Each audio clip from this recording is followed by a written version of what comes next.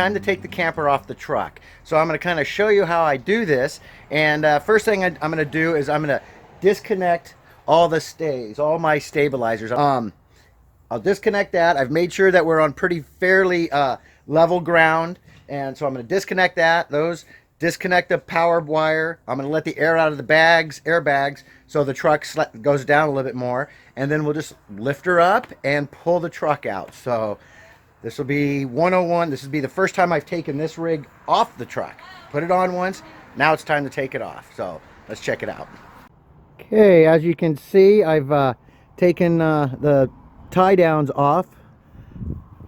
Show both sides. I've disconnected my...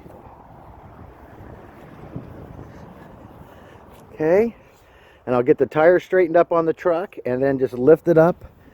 So also I disconnected the power. And what you also have to do on these is you got to go in and make sure all your side compartments, like that one, and then there's two up front, that there's nothing in the truck bed. So I'll get that done, and then we'll get ready to lift her up in the air.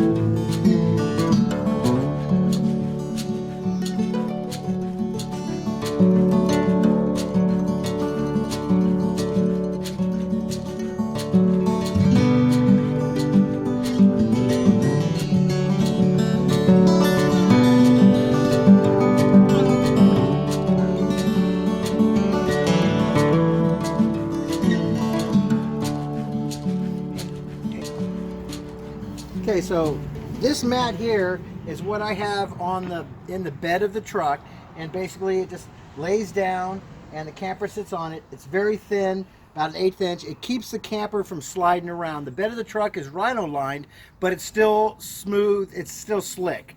So just by having a little rubber mat here, it keeps the camper from sliding around. Also, you can see I put my camper up on some blocks just to keep it elevated up in the air. It could go down further, but it's better to keep it up off the ground and have the air circulate around it. So how I always do is always support it in the front and in the back. And believe it or not, it's balanced out enough so that Terry and I can still sleep up in here without worrying about the front end coming down. So that's kind of my rule of what I do. Sometimes if I was going to be taking the camper on and off, I have sawhorses that would keep the camper way up in the air, but I would only do that if I wasn't sleeping and living in my camper. If I was just storing it for whatever time, I just keep it almost level to where it is when it comes out of the back of the truck, so I don't have to go up and down that much to place it back in the truck. But since I'm living in it, it's nice to have it so it's just a tiny little stuff up in the back of my camper. Because believe it or not, we do still live in our camper, even at home.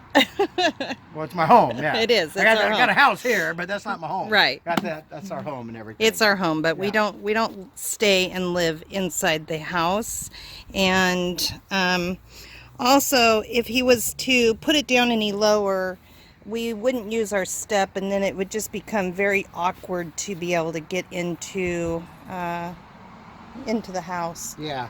In actually, it would have been better if I brought the camper up a little more so that the steps were somewhat even between each other, but I didn't have enough pole tops to elevate it up that other 6 inches. Right. So that's where she's sitting as low as she is and everything. So then also, you guys would have seen Scott before he took it off of the truck. He was down below. He was kind of looking in the back down here. He was checking to make sure that he had a good enough clearance between the bed and the camper, because when you go forward, there's always a possibility that you're not as level as you might want to be, and you can actually catch the front end on the back end of the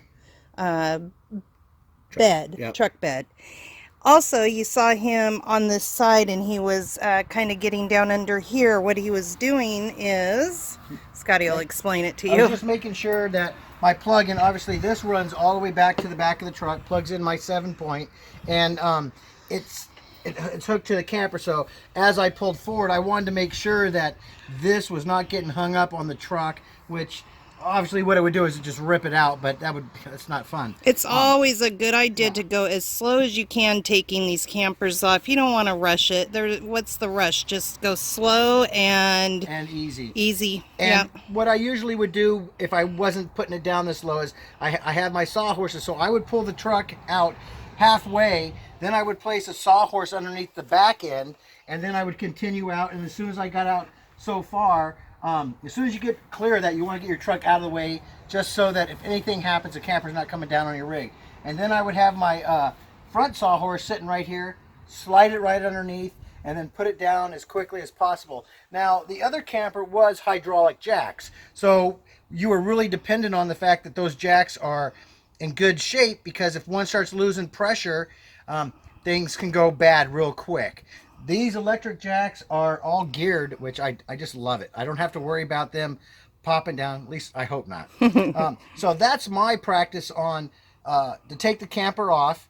If you have hydraulic jacks, that would be my best thing. Pull out half the way, just far enough, slide your first set of sawhorses underneath. And like I said, I usually made it so that I would only lift the camper up 5 inches or so off the truck, pull it, and my sawhorses were pretty much that close. So if anything, if for something happened, it'd come down, it would only drop down a couple inches and be on the sawhorse anyways.